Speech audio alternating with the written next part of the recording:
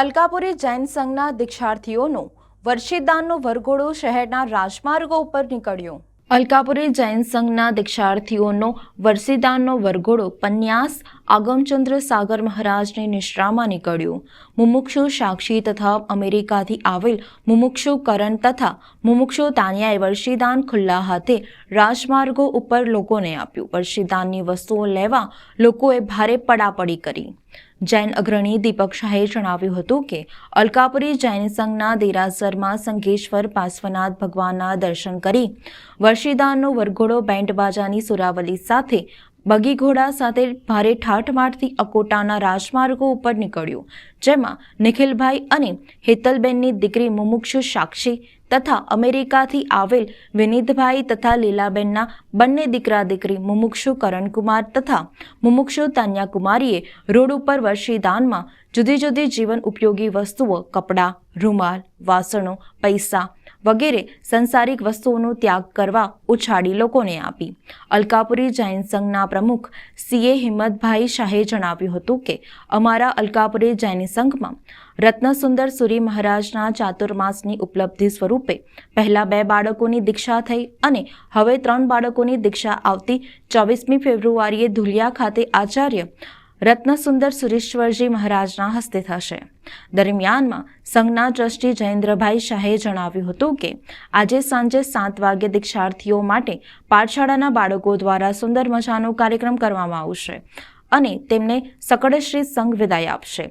સંઘના ટ્રસ્ટી દિલેશ મહેતાએ જણાવ્યું હતું કે આજે સાંજે સંઘના ઉપાશ્રયમાં પન્યાસ આગમચંદ્ર સાગર મહારાજની નિશ્રામાં સંવેદનાનો કાર્યક્રમ યોજાશે, જેમાં સંગીતનો કાર્યક્રમ ઋષભ દોશી અને મંડળી દ્વારા થશે, તો બધાને પધારવા ટ્રસ્ટી JRD શાહે જણાવ્યું હતું। અલકાપુરી શ્રી સંઘના 3 બાળકો દીક્ષા લેવાના છે, એટલે મુમુક્ષુનો વર્ષીદાનનો વરઘોડો છે। આપણી સાથે અલકાપુરી શ્રી સંઘના પ્રમુખ સીએ હિંમતભાઈ શાહ છે। આપણે હિંમતભાઈને પૂછીએ આ આખો કાર્યક્રમ કેવી રીતે છે, દીક્ષા કેવી રીતે? આજે ખરેખર અલકાપુરી સંઘને ગૌરવ લેવાઈ શકાય એવો પ્રસંગ છે। સંઘના 2 દીકરીઓ તાનિયા અને સાક્ષી અને પુત્ર કરણ એક પરમાત્માએ બતાવેલા માર્ગ પર પ્રવેશ કરી રહ્યા છે। એ માટે સવારના ચતુર્થી સંઘની સાથે વાસ્તે ગાસ્તે અત્યારે વર્ષીદાનનો વરઘોડો ચાલી રહ્યો છે।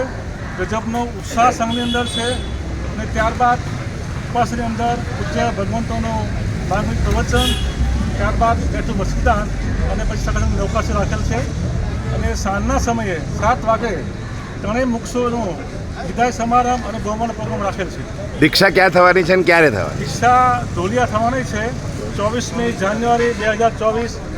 આજે આપણી સાથે અલકાપુરી શ્રી સંઘમાં જે વર્ષીદાનનો વરઘોડો નીકળી રહ્યો છે, આપણી સાથે જે વ્યક્તિ છે એ વ્યક્તિ અમેરિકાથી આવી છે, અમેરિકામાં રહે છે અને એમના બંને બાળકો અમેરિકામાંથી પાશ્ચાત્ય સંસ્કૃતિમાં ઉછર્યા, પીઝા બર્ગરની સંસ્કૃતિમાંથી આવ્યા છે અને છતાંય એ દીક્ષાના ભાવ સાથે દીક્ષા લેવાના છે। એમના પિતાજીને આપણે પૂછીએ, આપણા પરિવારમાં કોઈ દીક્ષા થઈ છે પહેલી વાત, અને બીજી વાત આ બંને બાળકોને દીક્ષાના ભાવ કેવી રીતે, તમે કેવા સંસ્કાર આપ્યા?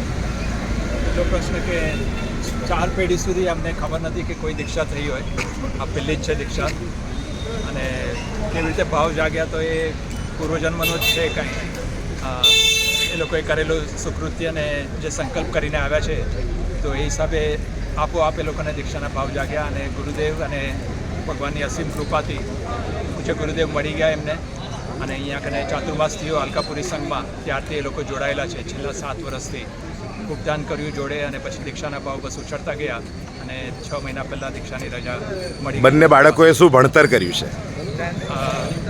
સ્ટડી સંસારિક અભ્યાસ કહીએ તો એ લોકોએ 10મી અને 12મી પૂરી કરી છે અને બાકી આધ્યાત્મિક અભ્યાસ તો એ લોકોનો છેલ્લા 5 વર્ષથી ચાલુ જ હતો। તો બહુ બધું કર્યું છે, કર્મગ્રંથ સુધી ભણી ચૂક્યા છે। આ બાજુ વિતરાગ સ્તોત્ર ને અમૃતવેલની સજાઈ ને જે બી આપણે ભાવધારામાં